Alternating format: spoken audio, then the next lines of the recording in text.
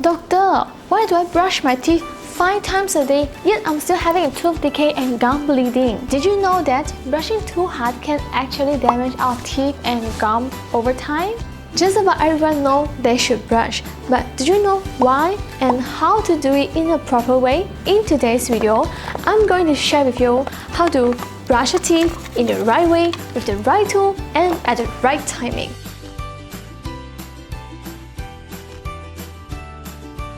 Hi everyone, my name is Dr. Curry, your personal tooth doctor, who would like to share dental knowledge with you guys and maintain your healthy smile. And for your information, this oral care tutorial will be distributed in 3 episodes: toothbrushing, flossing, and mouth rinsing. So make sure you don't miss out any of them. So the first step is to making sure that you have prepared with the right tools. But how are we going to pick the right toothbrush? Any toothbrush you choose, making sure that you are having the soft bristles, unless you are cleaning the toilet towels.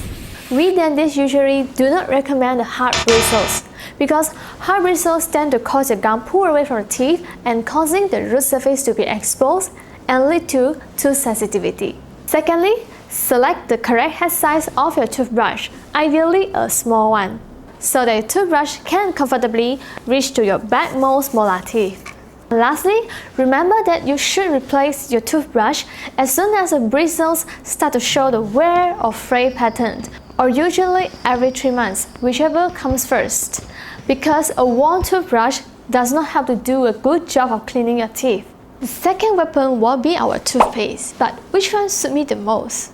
I would say that toothpaste brand does not matter. It is very important that your toothpaste should contain fluoride, because fluoride helps to strengthen your tooth enamel as well as ward off the bacteria and prevent the cavities. If you're looking to whiten the teeth, then a whitening toothpaste would be a great option. Or if you are having a tooth sensitivity, then the toothpaste formulated for the sensitive teeth is a way to go. And lastly, a pea-sized amount of toothpaste will be more than enough. Alright, so I think we are all set. Let's get started. To brush without damaging your gum and teeth, we dentists do recommend you to brush with the modified buzz technique. First of all, we will start from the outer surface of your teeth. Place the toothbrush at a 45-degree angle along the gum line, and then use a small circular motion to make sure that you are cleaning even on your gum. The bristles are swept from the gum line to the biting surface of your teeth, and then repeat the same for each tooth, making sure that you reach your back teeth. Repeat the same motions on the inside surface of your teeth as well. Next, moving on to the chewing surface of each tooth. Hold your toothbrush flat and brush back and forth along the surfaces. Lastly is the turn of the inside surface of the front teeth. Tilt your brush vertically and use the gentle up and down strokes with the tip of brush. These are the areas people usually forget and neglect, where the plaque and tartar tend to accumulate and cause you gum disease. And last but not least, don't forget to brush your tongue. It is what causes bad breath. It is pretty simple. Just brush the back and forth sweeping motion from side to side gently, and then rinse your mouth with water. That's it, we are done. So why should we brush our tongue? Coffee turns it brown, red wine turns it red. The truth is, your tongue is not smooth. There are all crevices and elevations all over the surfaces, just like a carpet, and the bacteria like to hide in these areas unless you remove it. So make a habit, brush your tongue every time you brush your teeth. Doctor, if I brush it harder, will my teeth be cleaner? So a common result of hard brushings will be gum recessions. So gum recessions actually means that your gum wear away and begin to expose your root surface. So when you try to scrub a little too aggressively here, you will actually cause a V-shaped notch near your gum line.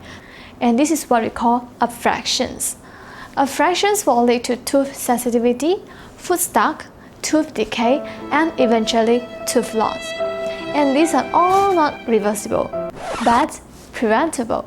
So we dentists recommend you to brush your teeth gently with a soft bristles toothbrush. So how long should we brush? Take your time. When you brush, don't rush. Always remember the 2x2 rules. Brush for 2 minutes twice a day. You can always try to set a timer on your phone or listening to a short song. Practice timing yourself until you get used to how 2 minutes feel when you're brushing. Just 2 minutes. How often and when should we brush our teeth? The short answer is brush your teeth twice in a 24-hour period. So it is optimal to brush your teeth both in the morning and at night, but actually brushing your teeth at night is more important. Let me tell you why. During the entire day, the food you eat will leave the particles and debris on your teeth and feed the bacteria. And this bacteria will then form a layer of plaque. And they are alive. It takes 24 hours for them to mature. If you scratch from your teeth right now with your finger, you can actually feel a sticky fuzzy substance there. And this is what we call plaque. Plaque also will irritate your gum tissue and lead to the bad breath, gum infections, gum bleeding, and swollen gum. When you sleep without toothbrushing, the plaque will start to calcify and become hardened overnight, and it gets worse with time. Because the calcified plaque, which is the tartar or calculus, will be impossible to be removed with brush or even flossing. So by the time comes, you will need to attend to a dentist for scaling to remove all the calcified plaque. So speaking of which, dentists do recommend you to brush after you wake up or before you go to bed, for the sake of forming a habit. Alright, so speaking about tartar, you can actually have a self-check at home. So look into the mirror and tilt your head downwards like this, and you can see the inner surface of your teeth. If you found that there is some creamy color substance, or sometimes it may be stained into a variety of color which cannot be brushed away by you, that means you're having tartar or calculus. People sometimes tend to brush after every meal or brush in the midday to freshen up. But there is a research suggests that exposure to the acidic food or drinks during our meals can actually soften the tooth enamels. If you brush immediately after eating, you can actually increase the chances of enamel erosion. So to help prevent the dental erosions, drink or rinse with water immediately after eating or drinking, or better yet, just brush before consumption. It is also recommended to avoid brushing at least 30 minutes after drinking or eating. Doctor, why do I still have the bad breath and the red gum even I brush it in the correct way? So most probably, there is a food trap in between the tooth surface for months or for years. So imagine if there is a rotten veggie or meat in between your teeth. Will it be smelly? Definitely yes, right? So in the next episode, I'm going to show you on how to floss. Because if you don't floss, you are actually missing out 35% of your tooth surfaces unclean. So remember to follow my page and turn on the notifications so you won't miss out the next episode. Stay tuned and bye!